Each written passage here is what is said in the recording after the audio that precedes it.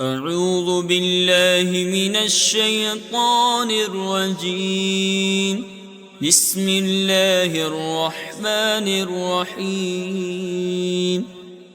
انا اعطیناک الکوثر فصل لربک وانحر ان شانئک هو الابتر صدق اللہ العظیم۔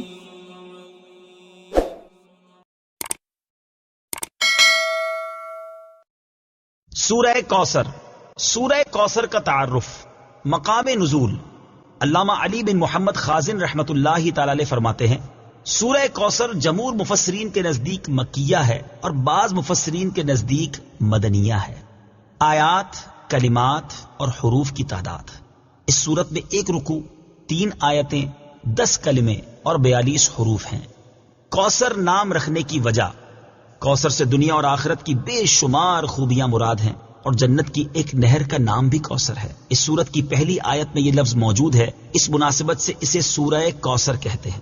سورہ کوثر کے مضامین۔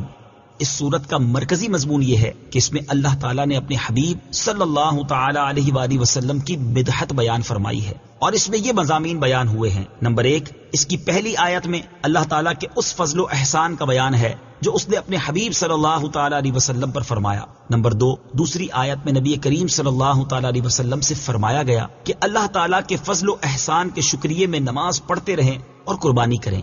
نمبر 3، تیسری آیت میں فرمایا گیا کہ جو اللہ تعالیٰ کے حبیب صلی اللہ تعالی علیہ وآلہ وسلم کا دشمن ہے وہی ہر خیر سے محروم ہے۔ سورہ ماعون کے ساتھ مناسبت۔ سورہ کوثر کی اپنے سے ماقبل سورت ماعون کے ساتھ مناسبت یہ ہے کہ سورہ ماعون میں کافروں اور منافقوں کی جو صفات بیان کی گئیں ان کے مقابلے میں سید المرسلین صلی اللہ تعالی علیہ وآلہ وسلم کے اوصاف سورہ کوثر میں بیان کیے گئے۔ بسم اللہ الرحمن الرحیم۔ ترجمہ، اللہ کے نام سے شروع جو نہایت مہربان رحمت والا ہے۔ انا اعطیناک الکوثر فصل لربک وانحر ان شانئک هو الابتر۔ ترجمہ، اے محبوب، بے شک ہم نے تمہیں بے شمار خوبیاں عطا فرمائیں تو تم اپنے رب کے لیے نماز پڑھو اور قربانی کرو، بے شک تمہارا دشمن ہی ہر بھلائی سے محروم ہے۔ انا اعطیناک الکوثر۔ اے محبوب، بے شک ہم نے تمہیں بے شمار خوبیاں عطا فرمائیں۔ تفسیر صراط الجنان میں ہے، کوثر کی تفسیر میں مفسرین کے مختلف اقوال ہیں، ان سب اقوال کا خلاصہ یہ ہے کہ اے محبوب، بے شک ہم نے تمہیں بے شمار خوبیاں عطا فرمائیں اور کثیر فضائل عنایت کر کے تمہیں تمام مخلوق پر افضل کیا، آپ کو حسن ظاہر بھی دیا، حسن باطن بھی عطا کیا، نسب عالی بھی، نبوت بھی، کتاب بھی، حکمت بھی، علم بھی، شفاعت بھی، حوض کوثر بھی، مقام محمود بھی، امت کی کثرت بھی، دین کے دشمنوں پر غلبہ بھی، فتوحات کی کثرت بھی، اور بے شمار نعمتیں اور فضیلتیں عطا کی جن کی انتہا نہیں۔ آیت انا اعطیناک الکوثر سے حاصل ہونے والی معلومات۔ اس سے 5 باتیں معلوم ہوئی۔ نمبر 1، اللہ تعالیٰ نے اپنے حبیب صلی اللہ تعالی علیہ وآلہ وسلم کو کوثر عطا کر دی ہے، کیونکہ یہاں یہ نہیں فرمایا گیا کہ ہم آپ کو کوثر عطا کریں گے، بلکہ یہ فرمایا کہ بے شک ہم نے آپ کو کوثر عطا کر دی۔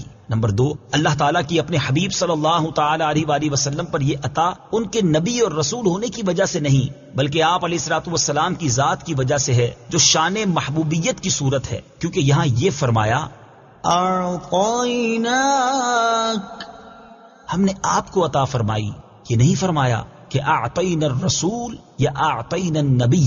نمبر 3، تاجدار رسالت صلی اللہ تعالی علیہ وآلہ وسلم پر یہ عطا کسی عبادت اور ریاضت کی وجہ سے نہیں ہے، بلکہ ان پر یہ عطا اللہ تعالیٰ کے عظیم فضل اور احسان کی وجہ سے ہے، کیونکہ یہاں عطا کا ذکر پہلے ہوا اور عبادت کا ذکر بعد میں ہوا۔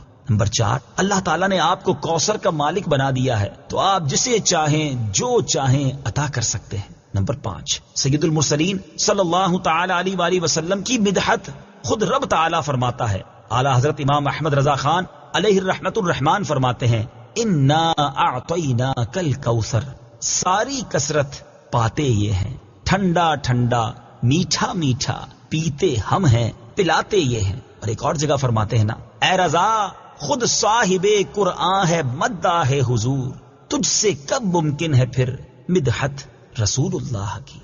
فصل لربک وانحر، تو تم اپنے رب کے لیے نماز پڑھو اور قربانی کرو۔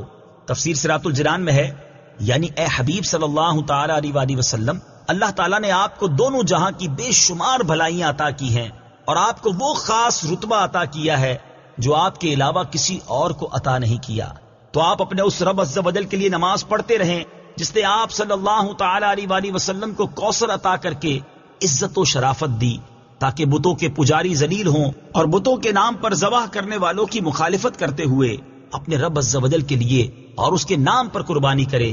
اس آیت کی تفسیر میں ایک قول یہ بھی ہے کہ نماز سے نماز عید مراد ہے۔ ان شانئک هو الابتر، بے شک تمہارا دشمن ہی ہر بھلائی سے محروم ہے۔ تفسیر صراط الجنان میں ہے۔ شان نزول، جب سید المرسلین صلی اللہ تعالی علیہ وآلہ وسلم کے فرزند حضرت قاسم کا وصال ہوا تو کفار نے آپ کو ابتر یعنی نسل ختم ہو جانے والا کہا، اور یہ کہا کہ اب ان کی نسل نہیں رہی، ان کے بعد اب ان کا ذکر بھی نہ رہے گا اور یہ سب چرچا ختم ہو جائے گا۔ اس پر یہ سورہ کریمہ نازل ہوئی اور اللہ تعالیٰ نے ان کفار کا بالغ رد فرمایا، اور اس آیت میں ارشاد فرمایا کہ اے حبیب صلی اللہ تعالی علیہ وآلہ وسلم، بے شک تمہارا دشمن ہی ہر بھلائی سے محروم ہے، نہ کہ آپ، کیونکہ آپ کا سلسلہ قیامت تک جاری رہے گا، آپ کی اولاد میں بھی کثرت ہوگی اور آپ کی پیروی کرنے والوں سے دنیا بھر جائے گی۔ آپ کا ذکر ممبروں پر بلند ہوگا، قیامت تک پیدا ہونے والے عالم اور واعظ اللہ تعالیٰ کے ذکر کے ساتھ آپ کا ذکر کرتے رہیں گے، اور آخرت میں آپ کے لیے وہ کچھ ہے جس کا کوئی وصف بیان ہی نہیں کر سکتا۔ تو جس کی یہ شان ہے وہ ابتر کہاں ہوا، بے نام و نشان اور ہر بھلائی سے محروم تو آپ کے دشمن ہیں۔ اعلیٰ حضرت امام احمد رضا خان رحمت اللہ تعالی علیہ اس سورت کی تفسیر بیان کرتے ہوئے فرماتے ہیں، عاص بن وائل شقی نے جو صاحبزادہ سید المرسلین صلی اللہ تعالی علیہ وآلہ وسلم کے انتقال پرملال پر حضور کو ابتر یعنی نسل بریدہ کہا، حق تعالی نے فرمایا انا